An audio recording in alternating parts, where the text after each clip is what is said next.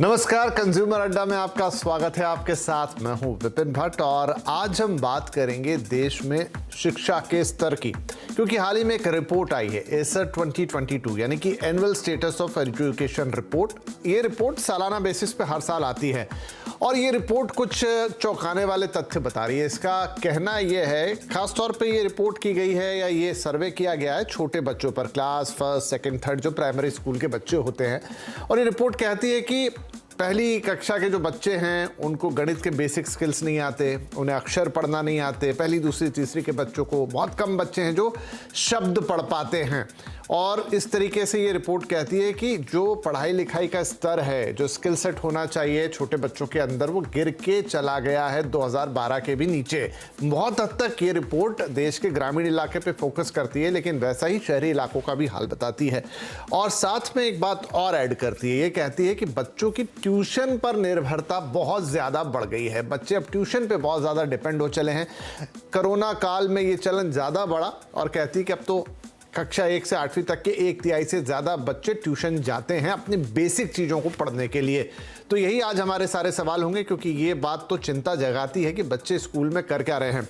तो आइए आज के शो की शुरुआत करते हैं। हमारे साथ जो मेहमान जुड़ रहे हैं उनका तारुफ मैं आपसे करवाता हूं। हमारे साथ हैं उनिका मेहरोत्रा, जो कि प्रिंसिपल है कालका पब्लिक स्कूल की। बहुत बहुत स्वागत है आपका। हमारे साथ है सौरभ अग्रवाल साहब, जो कि फाउंडर है माधवराव सिंधिया पब्लिक स्कूल के, और साथ ही हैं हमारे साथ दिल्ली पेरेंट एसोसिएशन की प्रेसिडेंट अपराजिता गौतम। आप सभी का बहुत बहुत स्वागत है। तो अनिका जी, क्या ये रिपोर्ट आपको भी चौंका रही है? नॉट रियली विपिन जी, बिल्कुल चौंका नहीं रही।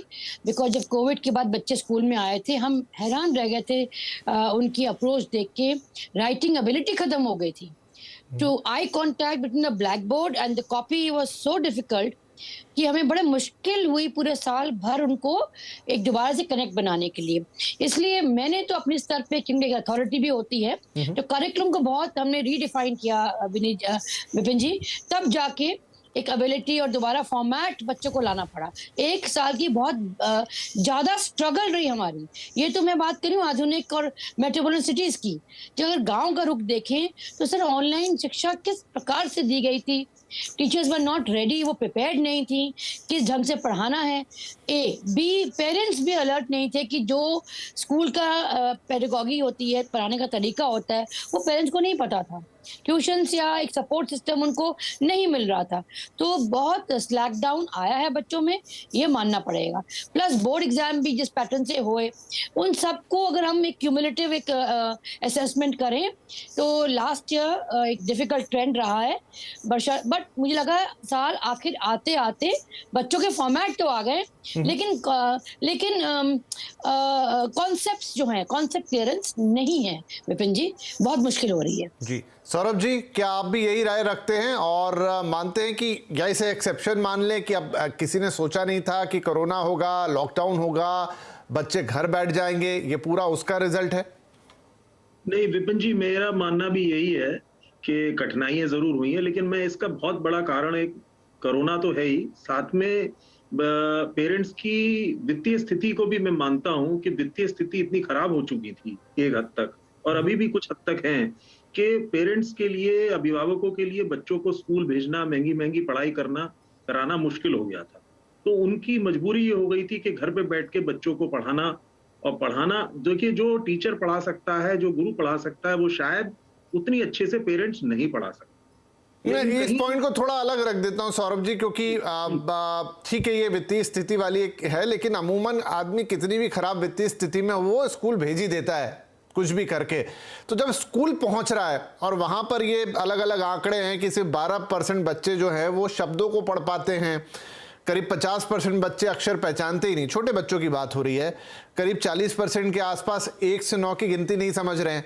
उनिका जी ने एक रीज़न दिया उसका, और वो बात हमारी समझ में भी आ रही है, बट मुझे यही लग रहा है कि क्या एक्सेप्शन है, क्या आप जब रेगुलर पढ़ाइयाँ शुरू हो जाएंगी या हो गई हैं तो ये वापस से जो रिपोर्ट कहती है 2012 के भी नीचे चला गया स्तर, वो वापस से थोड़ा जगह पे आता हुआ दिखाई देगा?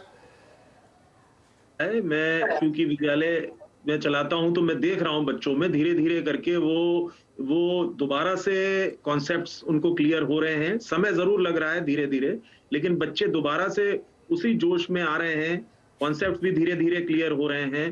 बच्चों में तनाव की जो स्थिति थी कोरोना के बाद से वो खत्म हो गई है और अब काफी हद तक स्थितियां सामान्य होती नजर आ रही हैं और मुझे पूरी उम्मीद है कि आगे अगले वर्ष तक जो स्थितियां पहले थी उस जैसी नहीं रहेंगी और बच्चों को अपने पढ़ाई और जो पहले जैसे कर रहे थे वैसे ही आगे भी करते नजर आएंगे। मेरा ऐसा बड़ा विश्वास है और ऐसा असर मुझे नजर आ रहा है। ठीक है, हमारे शिक्षक मानते हैं कि वन ऑफ चीज थी और चूंकि इसके कारण एक ऐसी परिस्थिति थी या एक ऐसा वक्त था जो किसी ने कभी ना सोचा था ना देखा था, तो उसमें बहुत कुछ हुआ और उसका इम्पैक्ट बच्चों पर भी आया। अपराजिता जी क्या कहेंगे, इस वक्त जिन बच्चों के